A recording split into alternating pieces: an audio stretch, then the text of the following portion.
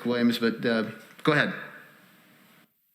My name is Jennifer McWilliams. I am a teacher and CEO of Purple for Parents Indiana. My organization works to protect innocent children and parental rights in the education system. We live in a world where children are bombarded with information, technology, and propaganda. Shielding children from adult content is a massive undertaking for caregivers that should never be challenged by our education system. I want to give you a better understanding of how books are used that are not textbooks of particular subjects. Many schools across Indiana use a program called Reading Counts, which is created by Scholastic. This program works by first determining a child's Lexile level. The Lexile level correlates with their reading ability. Each grading period, a student will be required to read books within their Lexile level. Once the book is read, the student will then take a quiz online on the book, which is configured into the child's grade. The student is allowed to choose any book as long as it is within their individual Lexile level, and as long as it is a book within the program. The program includes the books in the trifold we created and that are included in your packet. These books have a Lexile range of 710 to 870. This means that according to the Indiana Department of Education Lexile level chart, a second grader who was in the 90th percentile in the middle of the year could check out and read the books in your trifold. I have a 14-year-old and I don't want him to read these books, let alone my 7-year-old. Additionally, I ask you to consider the online databases our schools provide children to use for research. Simply by exploring databases such as Inspire, Gale, and other encouraged resources by the schools, minors gain access to adult sexual content and hardcore pornography. The following are just a small example of what they can find.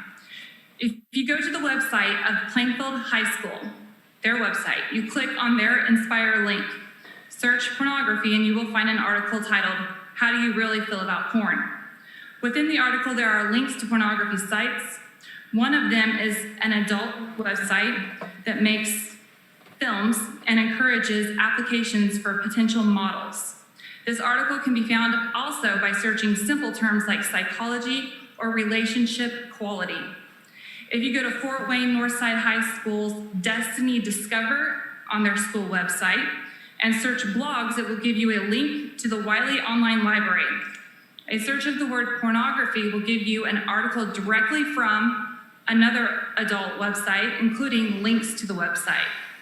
If you go to Decatur Central High School, they provide students with a library card that gives the students access to the Indianapolis Public Library, as do other IPS schools, including Lawrence North High School.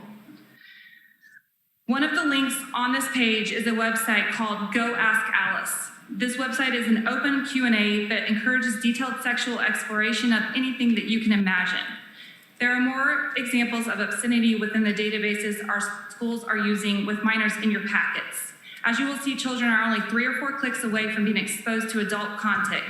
It is also important to consider most schools provide and require technology such as Chromebooks to be a daily part of their routine. Ms. McWilliams, please wrap it up. Your time is up. You got a closing statement? Yes. Adults understand that children are vulnerable and curious by nature. In many ways, technology can be useful, but at the same time, it comes with liability, and our education system should place extreme responsibility on this advancement when it comes to influencing our children. You have the opportunity to shape this generation by protecting against immorality and standing for accountability.